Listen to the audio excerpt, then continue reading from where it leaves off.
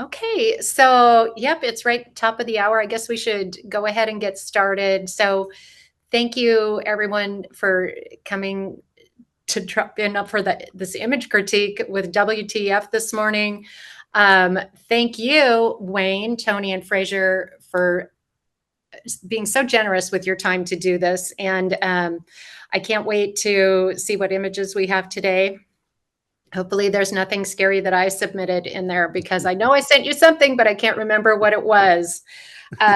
So let's go ahead and get started. So I'll introduce myself. I'm Tammy Dwight. I'm community manager at CubiCasa.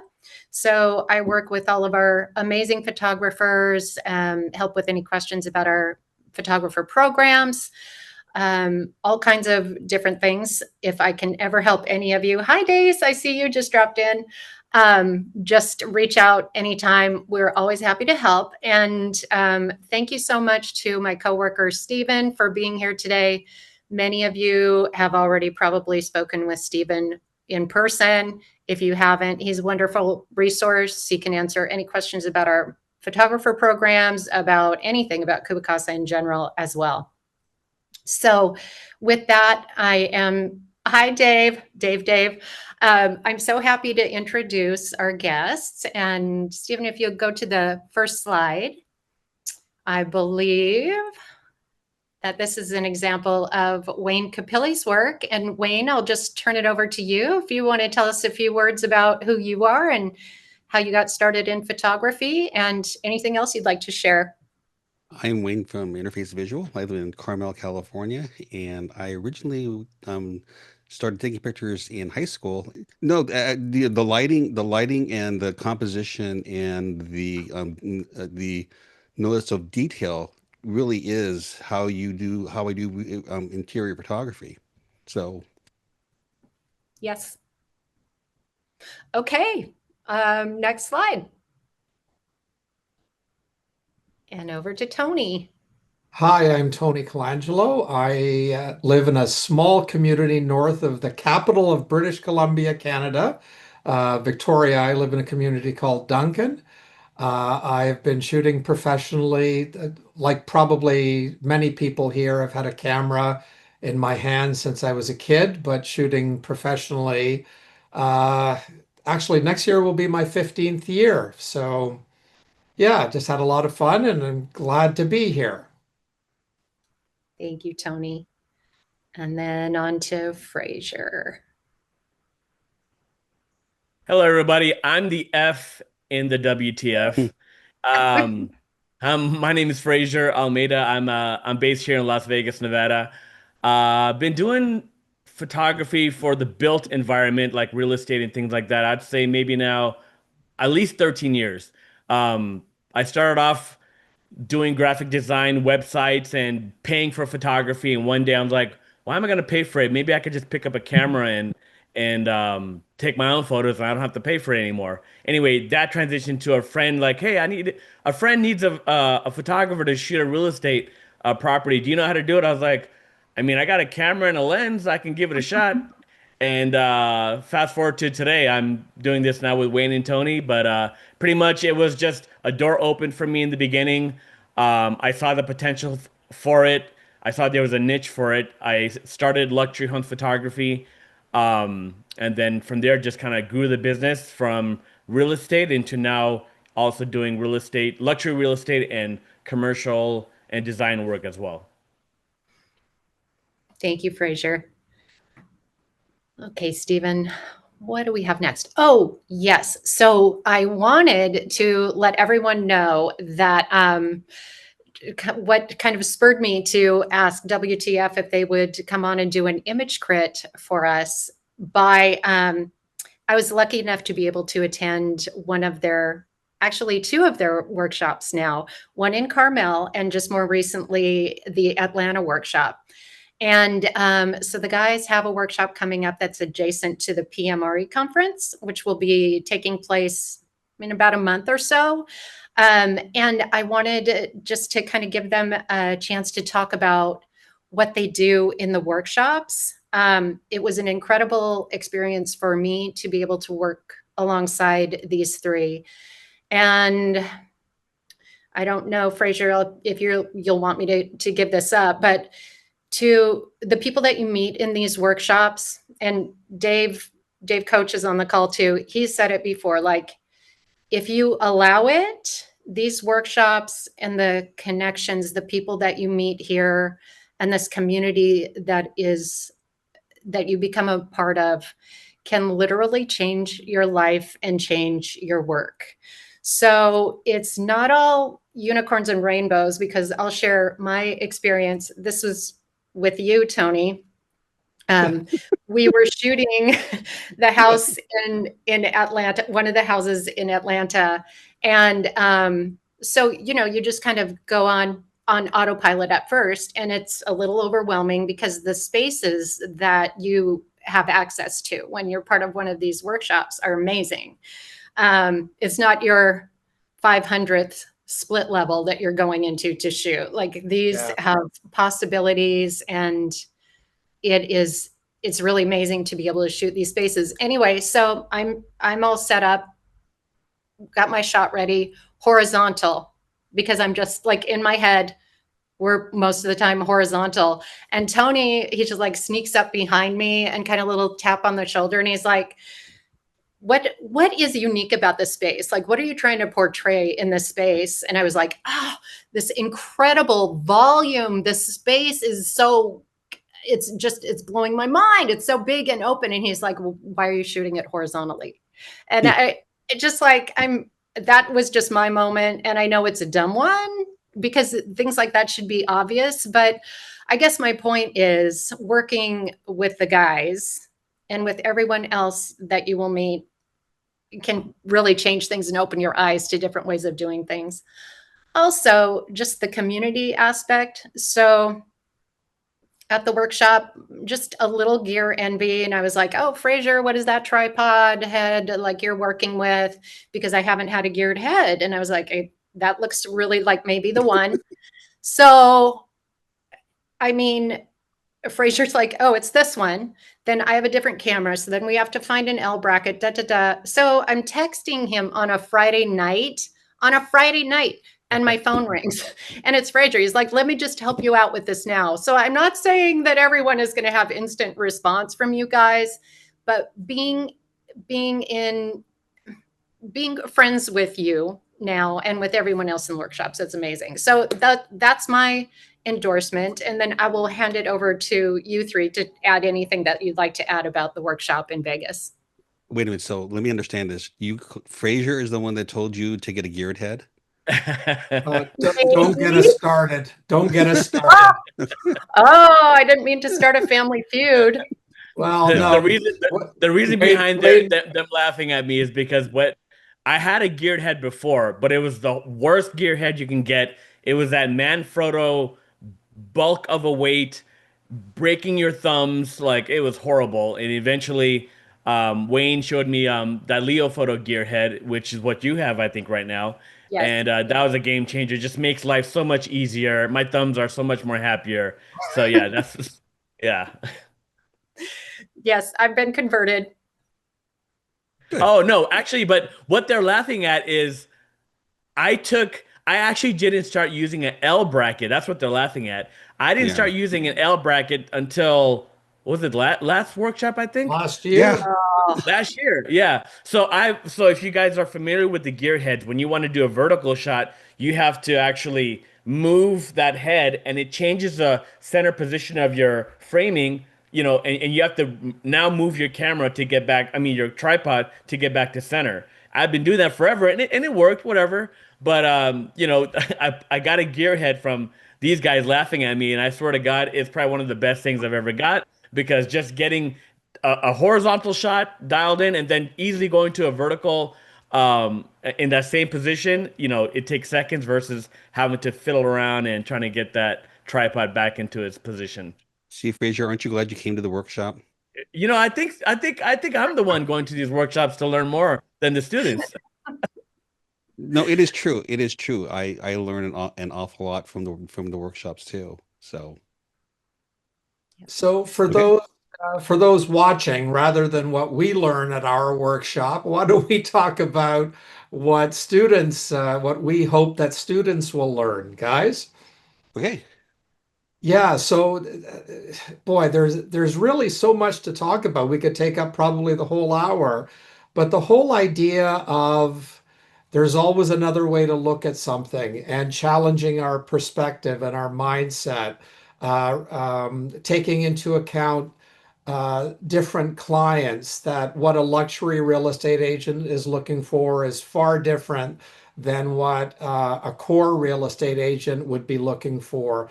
That's a big part of it. So we talk about um, the psychology of that and how to get into a different frame of mind. We talk about not only core compositional techniques, but advanced compositional techniques and lighting techniques that are aimed at taking the work to a completely different level. Um, in the Las Vegas workshop that's up on the screen here, we also talk about editing and business and marketing. And, Fraser and Wayne present, we all present a bunch of different perspectives on how to do it and pricing as well, different pricing models that can be used. I think one of the value proposition pieces for the workshop is that you are getting a different perspective from each of the three instructors. So you go and you learn, you could take the same topic, but see it from three different perspectives. And the value of that is that your toolkit is improved threefold Mhm. because you can pick the one that you think works best for you and make it your own, but then you always have the other two in the back of your mind. So, from a knowledge perspective, I think there's a lot of growth potential involved. The homes that we get, Tammy, you can attest to, they're absolutely extraordinary.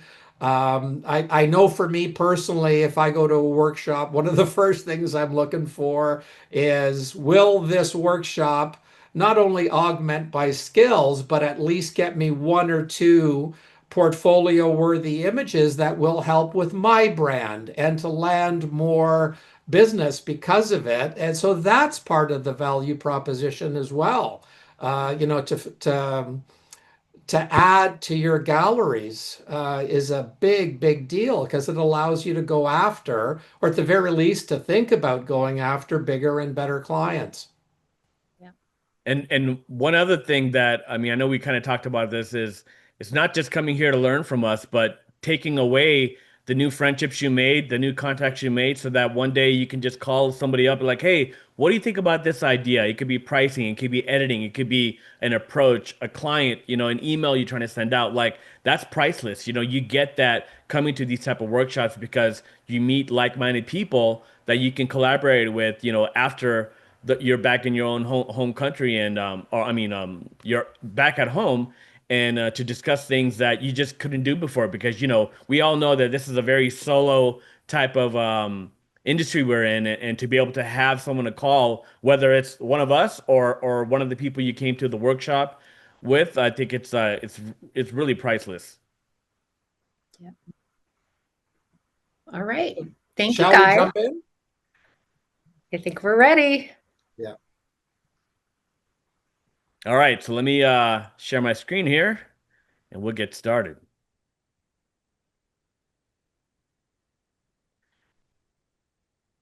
Let me know once you guys see the image.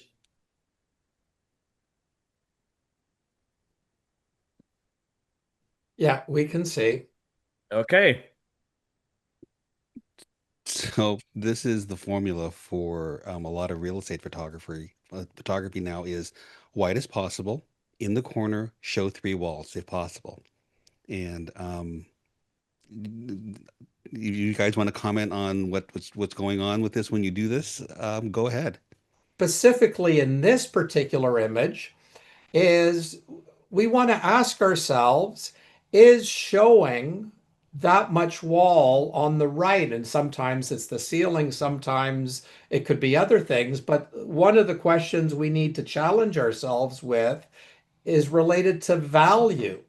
Is showing that much wall on the right adding value to this space? And for this image here, I'm not sure that it is. And to counter that, or to show what we mean by that, Fraser, if you want to bring up the next photo. And just real quick before we jump to the next photo, if let's just say this was the shot and the only shot you can get in this room and you are getting all this wall, that's fine. You can shoot this, but just remember this: when you go back into editing, you don't have to deliver this. You can just crop this image in from the right, that right top left, top right corner to make it a little bit more intimate, so you don't get so much, like a third of this image is that wall. Crop it in a little bit so that we get a little more attention to the star of the image rather than seeing all that wall. So just keep that in mind. But let's go on to the next one. Wait. One last thing. Yeah. This especially with this three wall thing. You may think that this room looks bigger, but what happens is because of the distortion and because of how far that far wall is, this has actually made this room look much smaller than it is. Yeah. So that's one of the things about, having a wall there. It sometimes makes the room look smaller as opposed to making it look larger. Yeah. Yeah. So if we go to this next photo, here we only see two. And building on what Wayne is saying, this room, even though we're probably standing farther back than we were in the last photo, this room just feels bigger. It feels more inviting. Yeah, and everything is in proper size. Like, the last picture, that was actually, I think, a dog bed in the foreground of the picture, which was Yeah. the same size as the real bed. So Yeah. this one gives me the size of the room because all the pieces in it are properly sized. So in Yeah. other words, Wayne, the scale is Hmm. is correct. Yeah. Yeah. And not only is the scale correct, but I also like the light in here. It's correct from the direction of what should be the key light, which is this window. So if you look at the side of the bed, the side of this chair, that shadowing is beautiful. It adds shape to the elements into the scene, and it gives directionality to that main light source, which is these big windows. Many times in real estate photography, they'll flash this whole thing and lose that directionality, and I think they did a good job here keeping that consistent. Shadows are our friends. Yes, Right. And sir. and then when Fraser means about key light is that your key light is the light source that actually um, gives the room its shadow pattern. So, like, let's say you were in the corner and you used a flash to, and we call fill in.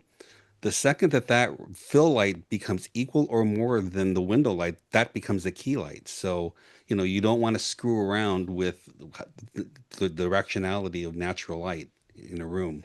So just to be clear, when I said shadows are our friends, I'm not trying to be cute, because what I'm saying is that shadows play a very important part of in Hmm. our work, because they add depth and dimensionality to the image. Okay, Hmm. so if we had taken a flash from the camera and killed the shadow on the side of the bed and the side of the door, everything would be lit evenly. And Hmm. so the whole idea of, when everything is equal, nothing stands out. And if nothing stands out, nothing gets noticed. And Hmm. that's the danger of flat light. And Hmm. so the way to address it is just to leave the shadows pretty much alone, because that's what's bringing the depth to the shot. Yep. All So right, moving on. yeah, Can I ask a question just before we move on from these two? Hmm. yeah. Sure. If we Go went back, back to Fraser. that first image, Hmm. sorry, Fraser. Yeah, yeah. Go ahead. So in a little teeny tiny bedroom like that, I Hmm. was just thinking, so on site, how could we make it better? So would you, because if we scoot any closer, we're going to start cutting off the bed. I'm just making guesses because I wasn't there. So I don't know for sure, but what if we took the dog bed out? Yes. And Hmm. what if we like either changed the angle a little bit Hmm. or scoot it a little bit closer so you are maybe not including all of the bed? Like what Great. would you guys do to improve this photo in this exact situation? Well, generally I would speaking, step in. one of the best ways to not one of the best way to address wide angle lens distortion is simply to stand back and zoom in. But here, if you stand back, you're and zoom in, I guess we're going to get more and maybe do a little bit of a pan to the left. We're going to get more of whatever that is in the bottom left corner. So Tammy, yeah, I would agree with you. I'd be inclined this time to step into the space just a little bit more, and certainly get rid of that dog bed and then pan to the left to make it more about the bed, the headboard, and the size of the wall that the headboard is on. And of course, you still want to capture the view, because that's a key element in the shot as well. But certainly, we don't need to see all that wall on the right. Yeah, and if you cropped it on the right and with a little more horizontal um, perspective, that far wall becomes bigger because it doesn't have it's not competing with the big size of the on the right. Yeah. And Yeah. let's talk about window pull. One thing, window pull. It's like you're telling me that there's so much window pull. You're telling me that the feature of this room and the view is the house across the street that can look into your bedroom. That's one of those kind of things when you do a window pull at Yeah. 100%. And you have to kind of see what's out there. Is it really a view? Is it really something that you want to see outside your bedroom window? And unless you've got the Statue of Liberty or a mountain range or the Golden Gate Bridge outside that window, you probably want to blow it out a bit more to have that much detail. And if you think about it, uh, the outside is darker than the inside of the room, which simply does not make sense. Cannot make sense. Yeah. Anyway, let's keep going. We got quite a few photos to get to. And I'll just touch one little quick thing on this one. Two little tips I would do to get as much wide and distance so you can zoom in. If you take your tripod and you put your two legs on that bottom right baseboard there, and then you push and lean your tripod towards that wall, that'll put your camera almost like right on the wall itself, so you get a little bit more distance. And then another thing I would try, being that this looks like it was just HDR, so just brackets. If I really wanted to, and if I feel confident with my hand holding and the stabilization on, I'll just take it off camera and literally just put my shoulder on that right wall, get as far back and zoom in so I can get that compression so it doesn't look so distorted as much as possible. So that's just a couple little tips that you can give a shot. All right, so here's our next image here.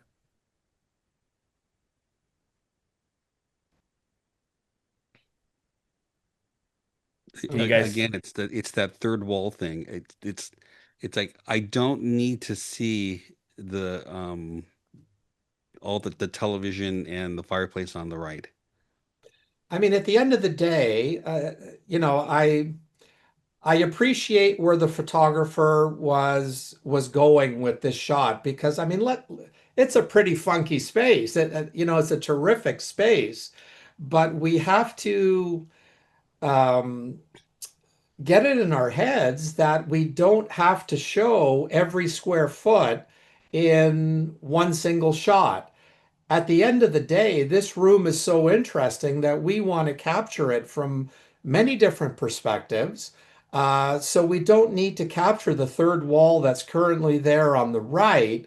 We don't need to capture it in this shot because ultimately, when we're this close to our subject matter, anything that's closest to our camera is going to get disproportionately distorted.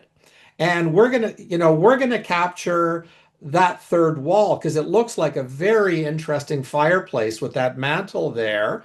If we're gonna go, I mean, we could shoot that fireplace if we go over to the left and maybe set our camera up by the kitchen or the dining room table, we're going to get a much better perspective of what's on that third wall rather than the distortion that we're seeing now. I mean, my first reaction, guys, I don't know if you had this, but my first reaction when I opened this up was, man, I wish this photographer had simply panned to the left and zoomed in just a tiny bit. Yeah, Yeah. and we're talking about when we're talking about turning, panning to the left a little bit. Look at the shot. Look where the leadings look where the leadings they literally are going across and pointing to the left. This the walls, all the lines are telling me I want to go to the left. So, Yeah, zoom in and you, you know respect your leading lines and say, you know what? My leading lines are telling me that I want to be to the left, and just yeah. turn the camera a little bit more, and you would work the lines a little bit. And I want to see more of the left. I want to see more of that kitchen area. Yeah, like if you cut off half, even just have a sliver of that right side area there, you can get so much more information on that left. Like they're saying, like my right now, I'm wanting to see just a little bit more of that information there. Like Hmm. you don't need to see that full, I don't know, whatever that is, a fireplace or shelving or whatever that is on the right underneath the TV, but you don't need to see that whole thing. I like you said, just Yeah. shifting it over and even zooming in more, you'll get more so you can zoom in and get that compression versus just trying to go completely wide and show the entire scene. Like I don't think whether you saw that right side area completely or a quarter of it, it's still going to give you the same exact information. Well, no, we don't need to see any of it, quite We don't need frankly. to see From any Right, of this it. right. camera position, we don't need to see any of it. Yep. Yeah, and the inclusion of it and the size of it is you are telling me, regardless of what is 90% of the picture, you're telling me that that television and that fireplace is the most important thing in the picture, and it's not. Okay, Fraser, let's go.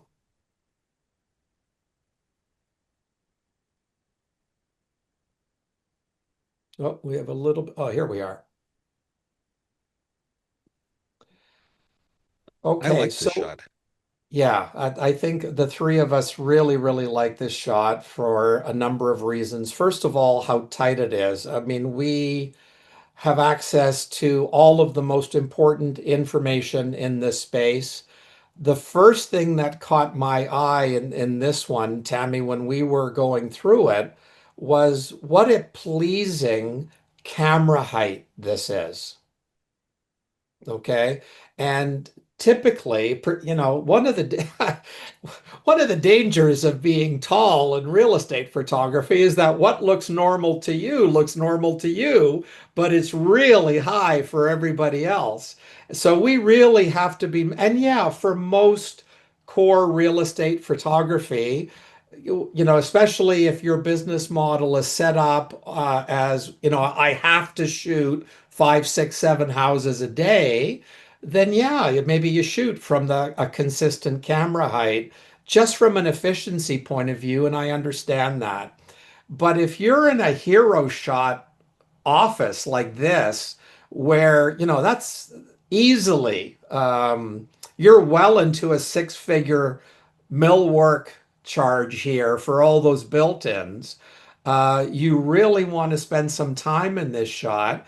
So in terms of camera height, one of the questions or the considerations that you want to process is, how would people physically use this room? Well, if it's an office, they're going to sit down. Okay. If I'm sitting in these chairs, where would my eyeballs be? And that's going to be a guideline for where the middle of the glass of your lens is going to be. And this photographer here did just a very, very nice job. And quite in my perspective, guys, I don't know if you agree, but camera height made this shot. Yes, we have rich colors, and he or she has done just a terrific job of capturing that clarity and respecting the natural shadows and allowing the incoming light from the right to be the key light, as Wayne likes to say. But think about this shot with the camera another foot higher, and it's not as pleasing a shot. Yeah, I My think I think one thing I try to do when what real estate or commercial type of shoots is when I'm feeling the space, when I'm looking at the space and figuring out my compositions, I'm not only walking around and looking. I'm actually trying to feel it by sometimes I'll go sit down on the chair, sometimes I'll go sit down on the couch and see what it feels like. And doing that gives me the ability to change my compositions to find those moments, right? Like here, you can tell they were very intentional by that chair being there, the way it's positioned, the way that it's all angled. You can put yourself in this image and feel like you're gonna play a game of chess with somebody and enjoy this space, right? So sometimes, as a real estate photographer, when you're running and gunning it, when you don't take that time, you can't find these type of images that allow you to feel the space. So, I commend this photographer for really doing a good job on this one. but my feeling of the strength of this image is it's a very low camera angle, and the best part about it is we can actually see up. It has volume going up, and it's either with a tilt shift lens or it was cropped this way. But if you imagine this shot, normally if you put the horizon where the camera is, there would be a lot more foreground, and you wouldn't have that upper area in that ceiling. So the reason why this room has such scale is because I can actually see how high the ceiling is, and so it gives me a sense of how small or large this room is. So it's an Yeah. intimate room with high ceilings, and that's all with just because of the camera angle is where it is. Yeah. Yep. If we were to nitpick on this shot, one of the things that the three of us agreed on is that the placement of that blue-ish chair by the monitor, we all thought that it was because of that angle. It's competing with the angles of the chairs, the two opposing chairs by the chessboard. We would have been inclined to maybe push that blue chair in to be part of that desk scene and really make those two chairs the star of the show. Right now, it's almost as if it's on a perpendicular angle and is creating a little bit of tension in the shot, but that's just nitpicking. Just a lovely, lovely piece of work here. And I always appreciate a gun that's on your desk. Yeah, yeah. All Okay, right, moving on. let's move on. So Okay, yeah, so go back, here, Fraser. Fraser, go back. Okay, so this camera angle is low so and I can actually see up. No, so go to the next picture, Fraser. Okay, yeah. Tony. Well, yeah. So again, from a camera height perspective, with respect to the photographer, this feels just a tiny bit awkward to me. The whole notion of looking down into a seating area when really if the seating area is if we're in a room where the seating is the reason for the room like we have here in this family room, living room, whatever you want to call it, we would expect to see the camera from, at that eye level, because that's going to really highlight that we're going to be a little bit lower this room. The intention of the room is to sit down and relax. We are looking down into it now, and to my eye, it's just adding a degree of tension that doesn't really need to be there. Um, Now, again, photographer has done a number of things well here. Lighting is lovely. It's not overlit. It appears to be relying on natural light as the dominant light. Love the shadow, the softness of the shadow coming off of the left edge of the fire, the camera left edge of the fireplace. Um, but the three of us felt that this could have been a noticeably better. I wouldn't say a lot better, but noticeably better with a much lower camera position. Yeah, Yeah, I and think if in that previous photo, you can feel yourself sitting in that shot, on that ch playing chess or whatever. In this photo, you don't feel like you're sitting. You actually feel like you're standing, looking down, like, Yeah. you know what I mean? So definitely what Tony said, it's very important. Another thing that jumps out of my here too is I like the window pull you have here on the right on those windows coming in. But if you're going to do that, you want to also apply it to that reflection of the glass that's reflecting that same window because it's kind of not balanced there. So keep that in mind. Don't forget to look at the reflections too, because that's also important. Well, yeah, kudos to the photographer. That's pretty close to a perfect window pull. Yeah. yeah, Uh, we see that the exterior is typically we want our the window pull, the view out the windows to be a stop, sometimes even a stop and a half brighter, like in our first photo when Wayne made the comment that the house in the distance, it feels like that house in the distance is going to be looking into the bedroom. There was hmm not enough interesting information there. So that's a situation where we really want to blow out the window. Here, where we have this lovely hints of sky and greenery and foliage there, I think the photographer, that's pretty close to perfect window pull. But as Fraser was saying, if we can get a little bit more color in the reflection, that would be good. Lighting on the left, even in the, I think that's the dining room, guys, on the yeah, left. Is that right? yeah. I Yeah. was Yeah. gonna I was gonna Just mention that. it's a beautiful, there's so much that was going on well here that unfortunately was I don't want to use the word negatively impacted, but it just the shot could have been better from a much lower camera position. And So one other thing I want to mention that I try to be conscious about when I'm shooting scenes like this where there's a fireplace and you have this beautiful fire. Be careful when you're editing it, either yourself or your editor is editing it, because sometimes that fireplace can turn into an explosion instead of a nice little flame, right? So be careful and be intentional with the type of fire you want to put in there because it can change the energy of a space if it's just like way too big and Yeah. loud versus subtle and clean, you know? So just be aware of that.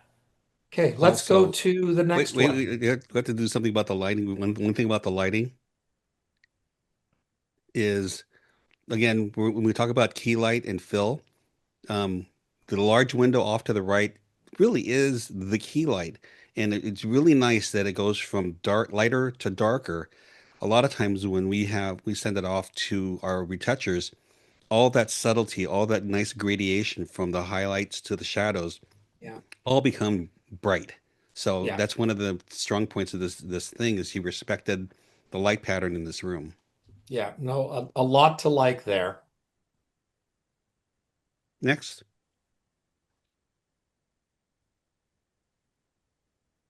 So Fraser, you had a couple of comments about this one. Why don't you take the lead on this one? Yeah, I mean, I just really liked you can tell they were intentional to show the context of the bedroom in relationship to that bathroom. And you didn't need to do a full wide angle shot to see that. Like this was done on purpose, whether it's for real estate or whether it's a design type of a shoot. I like the intention here, and I like what I'm seeing here. It gives me that information. If that was the goal of this, I think they nailed it out the park. So yeah, I really just off the bat, the context in this scene works well, and I can tell that's what they were going for. So how would you, Fraser, how would you improve this? Let's for now, let's presume that this shot, first of all, if it's for real estate, double kudos to the photographer for being this bold.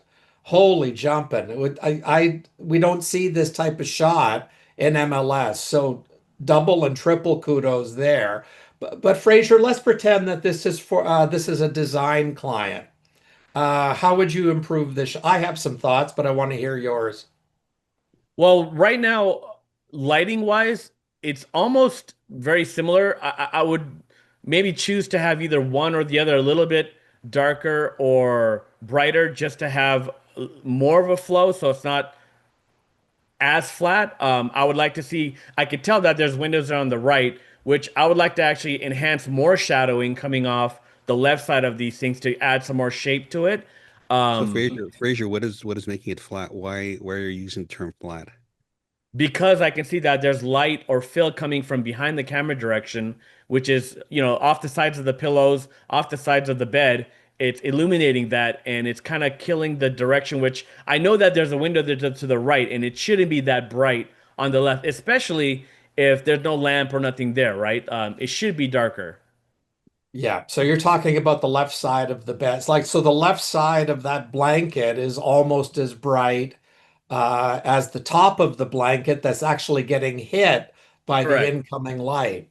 Yeah. Yeah, so that's mean. So if your fill light is equal to your key light, then your fill light is not a fill light. Yeah, yeah. So on the assumption that this were to be shot for design, uh, compositionally, if you take a look at every single edge of this photo, it feels constricted, right? So if we take a look at the left edge of the shot, that vanity is pushed really, really almost to the edge of the frame. Same thing at the top. We have the corner of that picture frame pushed into the top edge. On the right edge, I'm dying to see just a little bit of reference, just to give it a sliver of the window to actually sell that that's going to be our key light.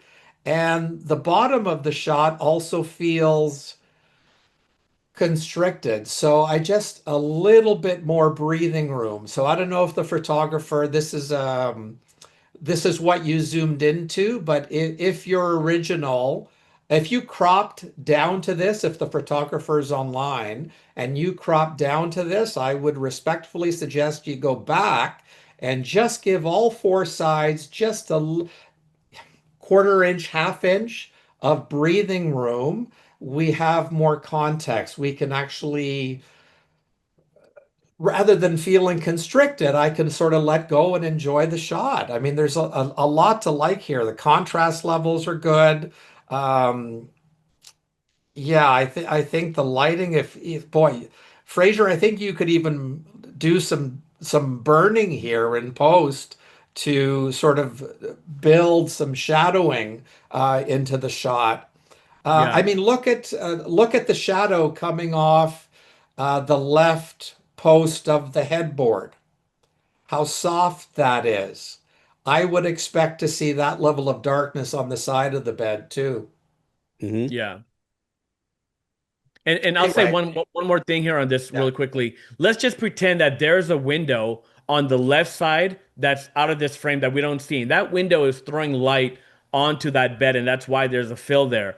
Well, one thing I like to do is every composition deserves its own attention. If this is my composition, then if I can, I'm going to block that light so it flags the light coming in so we get that shape, right? I'm trying to curate the image that I want rather than just accepting the scene for what it is. So be aware of that no matter where you're at, don't just accept that scene, create that image you want, and if that's flagging light, if that's flashing, if that's, doing whatever it takes so that you get a pleasing image for your client. Yeah, and obviously if you're doing the run and gun things, there's no time for flagging. Sure. But like I said, on the presumption that we were viewing this shot as more design based, yeah, we would have that kind of time. And actually that's a good point, Fraser, that if there was a window on the left that was causing that sort of disproportionate brightness on the left side of the blanket, it would be our responsibility to flag it or scrim it, whatever word you want to use. But yeah, on the whole, I think it's a strong capture. Yeah. Yes. Well, we want to be respectful of everybody's time, so we want to get through these photos. Okay, Wayne, do you want to start us off on this one? Yes, one of the themes that you've kind of noticed is key light. And the key light is the main light source that makes the shadow pattern in the room. So what we have here is we have this really huge room with these really huge windows, but the light is but these windows aren't being lit from this room isn't being lit from the windows. It's being lit by the fill flash. The inside is much brighter, and the light, it's like, unless there's a big window above this photographer, it's a nice composition, but you've negated all the natural light that should be in this room. Yeah. So when we talk about, flatness, I mean, if you take a look at every square inch of that wall, including around the windows, that wall looks exactly the same left to right, top to bottom. And if we take a look at the directionality of the natural light coming in, as we see by the sunbeam on the floor in the bottom left corner, um, just by the laws of the physical world, some of that wall has to be darker than what it is. Hmm. Yep. So So it's process wise, this is actually the beginning of a really good photograph. So yeah, if you look at it, the interior, the white is brighter than the outside. I would take this particular frame, put it onto the ambient without the flash, and just do a slight darken mode of just bringing in a little bit of the detail in the trees. So that way, um, the room would be lit naturally, and you would have a nice window pull. I would love to see the straight out of camera of this shot. Yeah. Yep. Okay. All right, should we move on? Yeah. Yeah. Now, don't you want to be in that kitchen? Yeah. This is a kitchen you could get sick in, eh, Wade? Well, yeah, but Yeah. So, well, boy, there's just so much good stuff happening. I don't even know where to begin. This was probably, I think this was my favorite shot of out of all that we selected for the critique. I think just everything is there's so much to like about this. Um, so even though we have windows all around, including based on that bright side of the island nearest to the camera, um, we have all this light coming in, and yet we have natural shadows.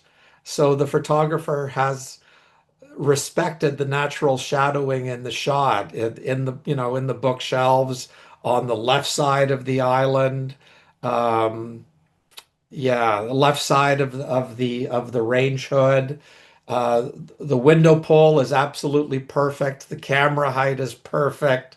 Um, Left alone, the reflection. I personally, there's a lot of shooters in our community that would have put a very strong um, pop of flash above the island so that we don't get that glare. Personally, I love that glare on the island. It just feels real. It feels like we're in the kitchen. Contrast levels, blacks, I think is really good. I don't know, guys. I love this I photo. I I think what I love about this is it is a beautiful kitchen shot. So what I mean by that is I know this photographer stepped back and zoomed in. They Yeah, could have probably shown this at a 16 millimeters, but you wouldn't feel the intimacy of the photo of this space, right? By doing what they've done here is you really feel this kitchen. You can actually see yourself cooking in there, walking around the island, all that kind of stuff. And also I love the window pull on here. There's no yeah, need to go crazy real estate window pull. This is natural light. You can feel the energy of that light coming into this space, filling out this space, and the lights are off. Like you know that if you walk in this space, this is what you it's gonna be exactly just like this. And I think I love that. It represents this space well in this photo. and yeah, I want to say, kind of emphasize what you were saying about the lights off. a lot of times it is the rule when we take pictures of houses as a real estate photographer that we turn all the lights on, and that kind of thing. It's like you walk in, if you turn the lights on in this, not only would it not add to anything, it would actually detract from the rest of the Yeah, picture. yeah. Okay, Yeah. let's move on.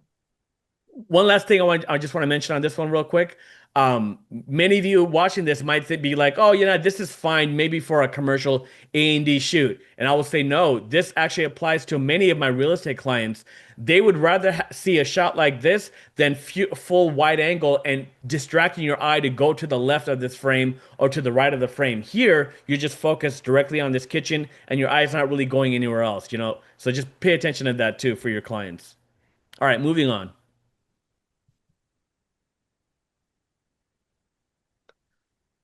Yeah. This could have, I like the composition of it, but I think that it would have helped if this photographer would have used a longer lens for this shot. Because if you We look were at the presuming that given the layout, given how much of the entry door is still going to be there off of camera right, off the right edge of the frame, we all presumed that there was a lot more room to stand back and zoom in. Um, we also weren't sure that this was the best camera position. I don't think we need to see that as much of the frosted glass, or if any of it really. All three of us had the same thought. Wouldn't it be nice if we took 3 or 4 strides to the left? Because it looks like there's a huge bank of windows on the right in the stairwell. Architecturally, even from a real estate perspective, I thought it would have been really cool to show that bank of windows. And then we get a more of a peek down that hallway into the dining room or that whatever is down there, and we still would have gotten that very interesting stairwell. From this position, relatively close to the stairwell, we see some significant distortion. The actual width of each stair in the first stairwell closest to the camera is significantly wider than the stairs on the next level going to the upstairs. Did that make sense? Yeah. Yeah, yeah, there were a number of things that kind of threw us off about this one. and my pet peeve about steps is steps. The steps that are leading up is leading into darkness, and I just that always ekes me out. That I wouldn't want to go up the stairs if it was dark up there. So it's just one Well, of my pet I don't know if peeves. it's that dark, Wayne. I mean, we have a bank of windows on the right that is going to be naturally lighting the upstairs anyway. But yeah, I just think it's not the primo camera position and Distance. distance and verticals. The verticals are noticeably off here. Yeah. All right, should we move on? Yeah, Yeah. please. Guys, I just wanted to mention we are at time. Okay. So if you are you okay to go a few minutes Yeah. over so we can get through Yeah, these? yeah, absolutely. Thank you. Oh, Here we are. Look at the difference between let me go back to the other one. Look at the stairs here and the distortion in the stairs from being close to the actual stairs and using a wide angle. Look how long those stairs are. And then we go to this next image. Just by stepping back and zooming in, this is a better proportional representation of those stairs. I mean, it feels better. That distortion isn't there. So well job on this photo. I think it's a just that alone. It's I love it. and Yeah, isn't it so much nicer that you're going into brightness going up the stairs? Isn't it? yeah, Isn't that no, inviting? your point on the last shot, Wayne. I generally speaking, we want to lead the viewer's eye through the shot. I was just kind of Yeah. poo-pooing. I didn't think it. dark in the previous shot on the top of the stairs, but here we have some yeah, the luminance going up the stairs is gorgeous.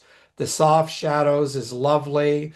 Um, just a lot to like here.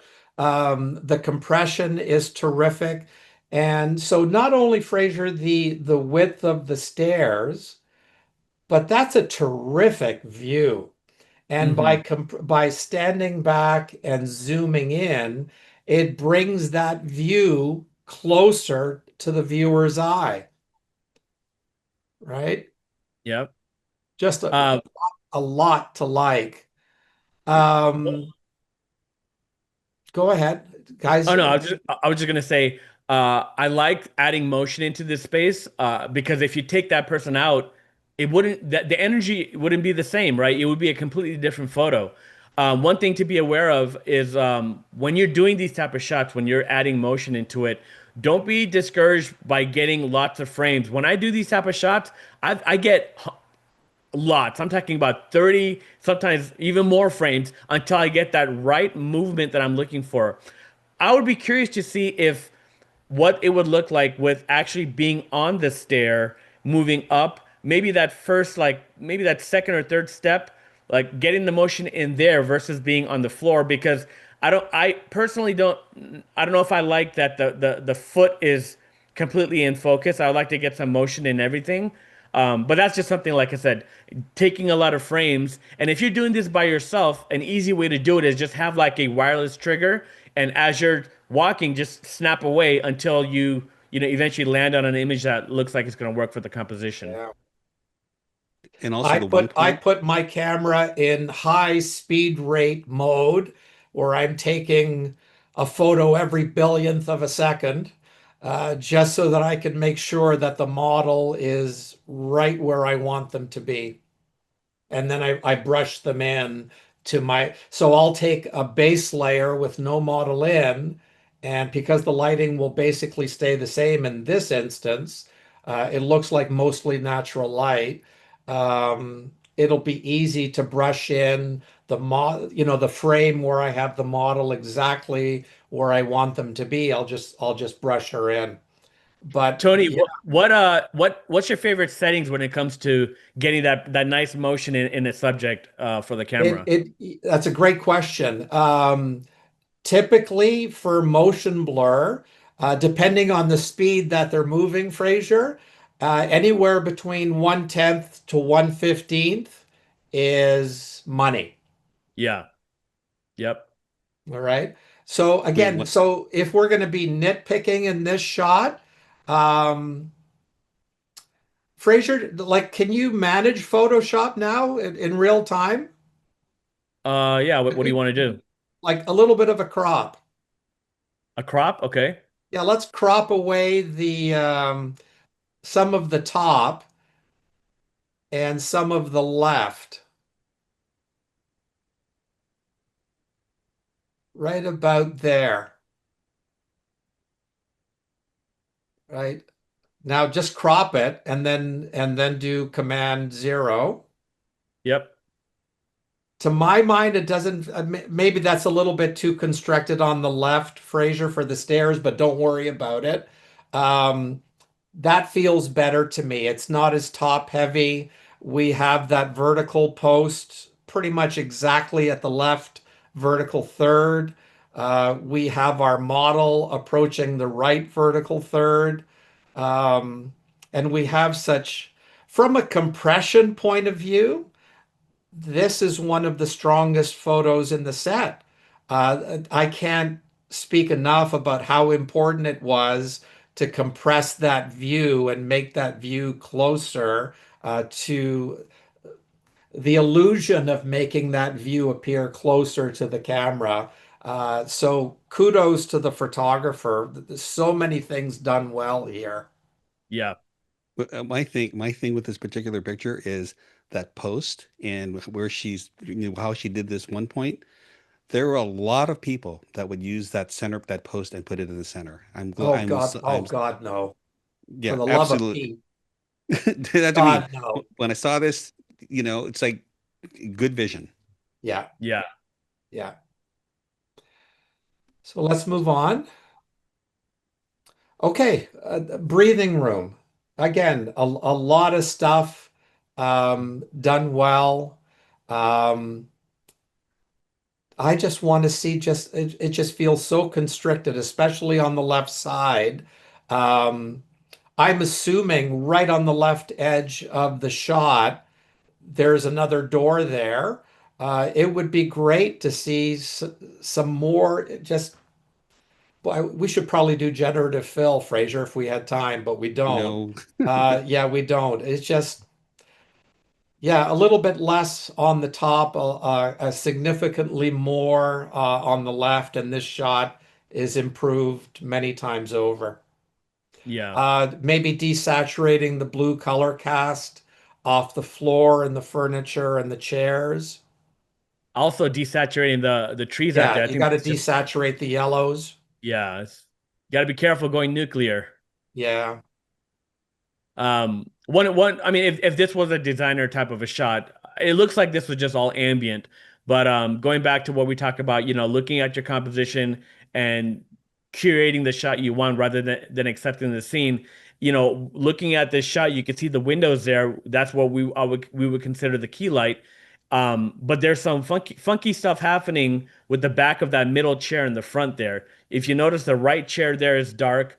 I get the light coming on the left one, but the middle one has light, and it's just kind of throwing. Um, I don't know. I would like to see a bit more shadowing on the just to sell the light coming in from those windows. yeah. Okay, let's try to get as many in as we can. Yeah, we're down to the last two. Oh, okay. Pretty much the exact same comments here. Um, there is a bit more breathing. I'm trying to remember what we were. I think I would have been inclined to maybe step in a little bit more. That whatever that is in the top left-hand corner, I find very distracting. Um, I don't know. I would have been inclined to do a 1 point in this space we and just probably did. go, yeah, I'm sure the photographer did. But from this particular spot, boy, I'm not sure how we avoid that thing in the top left corner, S- step to the left, and or shift maybe over even to the step right. to the right and zoom in. Yeah.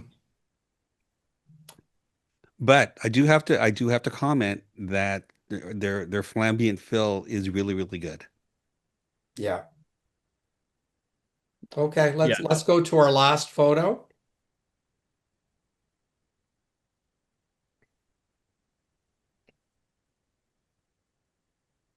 Fraser? I mean, just off the bat, I love the light in here. It No, it Fraser, feels we good. can't see. There it is. There it is. Oh, Okay. sorry, yeah, a little bit of a delay.